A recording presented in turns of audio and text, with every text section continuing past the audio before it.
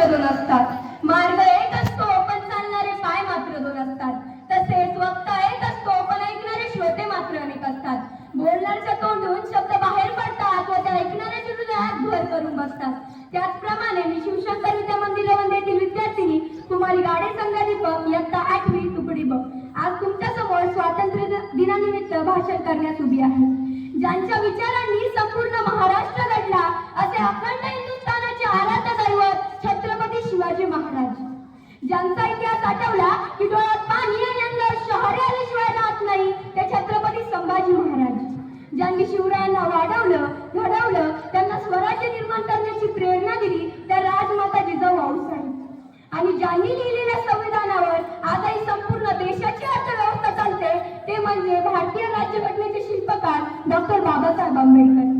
या सर्व महामानवांना वंदन करून व इथे उपस्थित सर्व प्रमुख पाहुणे मान्यवर व विद्यार्थ्यांचे मी स्वागत करते व माझ्या भाषणात सुरुवात करते। पराक्रमाची गान आहे भारताची शान आहे, पराक्रमाची गान आहे भारताची शान आहे, तिरंगा आपला प्राण आहे।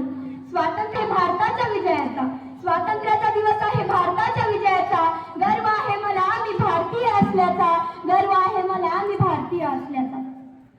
मंगल देशा राकट देशा कोमल देशा दगडांच्याही देशा असं गडकरांनी वर्णन केलेला म्हणजे आपला भारत देश, आणि या देशाला राकट व कणखर बनवण्यासाठी ज्या वीरांनी आपलं रक्त सांडलं, ज्यांनी आपल्या रक्ताचं पाणी केलं, प्रसंगी स्वतःचे आयुष्य वेचले, तो दिवस म्हणजे आता स्वातंत्र्याचा दिवस।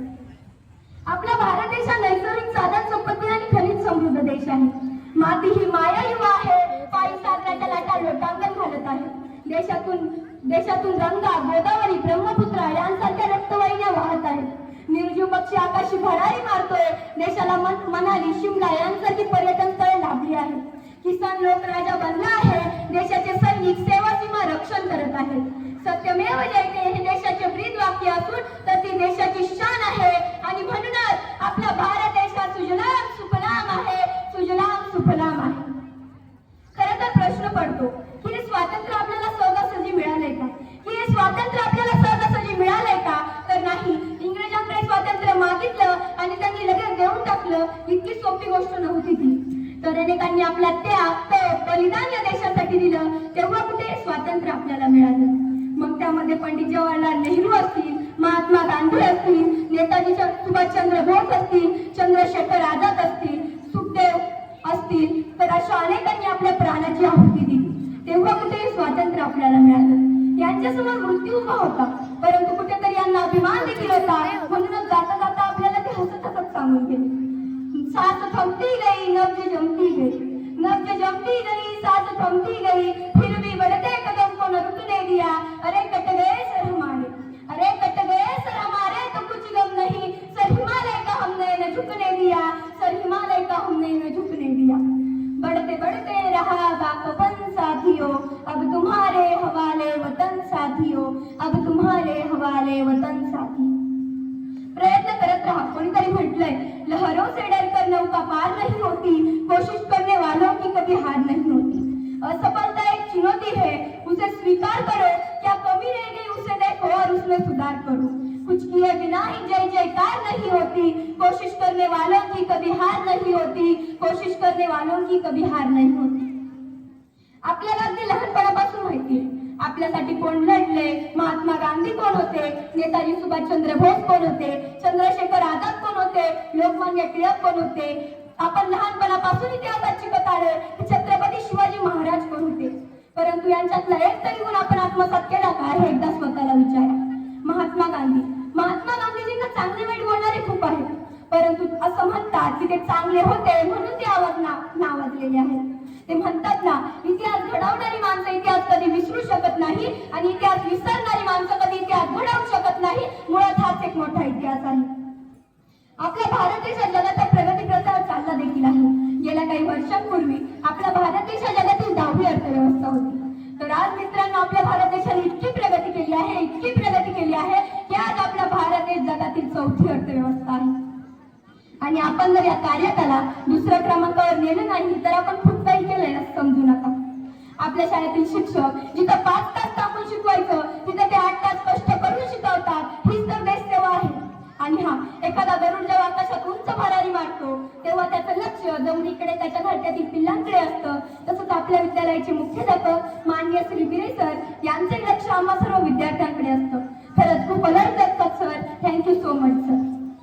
आपल्याला जर आपला देश विश्वगुरू बनवायचा असेल ना तर त्यासाठी एकच मार्ग आहे आणि तो म्हणजे शिक्षण. आणि अशी शिक्षणाची गंगा असामान्यांच्या घरोघरी पोहोचवणारे आपल्या रयत शिक्षण संस्थेचे संस्थापक डॉक्टर कर्मवीर भाऊराव पाटील सर. मला खूप काही बोलायचंय परंतु या शब्दात व्यक्त करता येतं ते खूप काही बोलण्यासारखं असतं असं मला तरी वाटत नाही. आपल्या भारत देशाने भरपूर देशांना मदत केली आहे. मग ती मदत अमेरिकेतील कोरोना काळातील असो, श्रीलंकेतील आर्थिक व्यवस्था असो किंवा अफगाणिस्तानातील भूकंप वेळ असो. यावरून आपल्याला एक लक्षात येते की आपला भारत देश हा मदत घेणारा नाही तर मदत करणारा बनलाय. म्हणूनच म्हणावेसे वाटते, स्वातंत्र्याची फदा फडकते सूर्य तळपतो प्रगतीचा. स्वातंत्र्याची फदा फडकते सूर्य तळपतो प्रगतीचा. भारत भूच्या या पराक्रमाला मुजरा या महाराष्ट्राचा, मुजरा या महाराष्ट्राच्या लेखीचा. आपण राष्ट्र निर्मितीसाठी खूप काही करू शकतोय. का बरं नाही आपण रक्तदान देऊन एखाद्या माणसाचा जीव वाचवू शकत? का बरं नाही आपण पर्यावरणात एक झाड लावून संरक्षण करू शकत? का बरं नाही आपण कचरा इकडे तिकडे न टाकता देशाच्या स्वच्छतेत योगदान देऊ शकत? मी असे नाही म्हणत की आपला देश हा एक नंबरचा देश आहे, पण मी असे नक्कीच म्हणेन आपल्यात ती ताकद आहे की आपण एक ना एक दिवस नक्कीच आपल्या देशाला एक नंबरचा देश बनवू शकतो. राकेश शर्मा पहिल्या चंद्रावर गेले. पहिल्या चंद्रावर गेलेला व्यक्ती म्हणजे राकेश शर्मा. राकेश शर्मा चंद्रावर गेले व चंद्रावरून माघारी आले तेव्हा त्यांची भेट इंदिरा गांधीजींशी झाली. इंदिरा गांधीजींनी त्यांना प्रश्न विचारला, राकेशजी तुम्ही चंद्रावर गेलात, तुम्हाला सर्व देश निरनिराळे दिसले, मग आपला भारत देश कसा दिसला?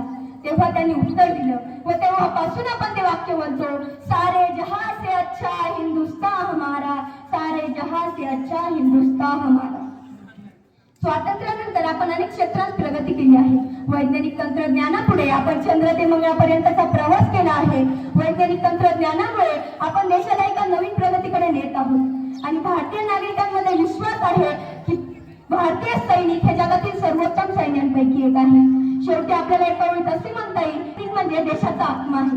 शेवटी एवढंच म्हणेल, ना जातीसाठी लढले ना धर्मासाठी लढले, ना जातीसाठी लढले ना धर्मासाठी. भारतीय शूरवीर फक्त देशासाठीच लढले, भारतीय शूरवीर फक्त देशासाठीच लढले. भाषणाचा शेवट म्हणजे घोषणा तर झाल्याच पाहिजे. बोला भारत माता की, भारत माता की, वंदे वंदे. स्वातंत्र्य दिनाचा, स्वातंत्र्य दिनाचा जय हिंद, जय भारत, जय कर्मवीर, जय शिवराय.